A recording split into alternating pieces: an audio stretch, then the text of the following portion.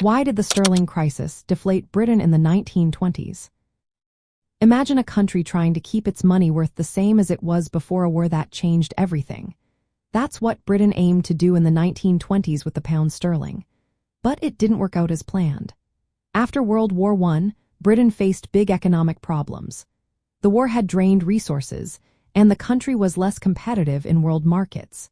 To show strength, Britain's government decided to restore the pound to its pre-war gold standard value. This meant setting the pound's value at £86 to $1 which was the same rate before the war. But the problem was, the economy had changed. The pound was now overvalued by about 10 to 20%, making British goods more expensive for other countries to buy. This hurt exports and made it harder for Britain to sell things abroad. To keep the pound at this high value, Britain had to follow strict policies. They raised interest rates to attract foreign money and keep inflation low. But high interest rates also meant borrowing was more expensive, and prices started to fall. Prices in Britain dropped by about 25% during the decade. This was called deflation, and it made debts harder to pay back. Wages didn't fall as quickly as prices, so real wages stayed high, but companies couldn't afford to pay them.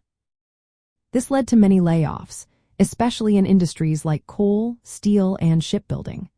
Unemployment grew and stayed high for years. The gold standard made it hard for Britain to change its currency value. Unlike countries that allowed their money to depreciate to help exports, Britain stuck to the fixed rate. This kept the pound overvalued and kept the economy stuck in a cycle of falling prices and rising unemployment. So, the crisis happened because Britain's government tried to keep the pound's value at its old gold standard level. This forced the country into policies that lowered prices and wages but didn't help it compete better. Instead, it made unemployment worse and slowed down economic recovery. This shows how sticking rigidly to the gold standard can make economic problems last longer when the world changes.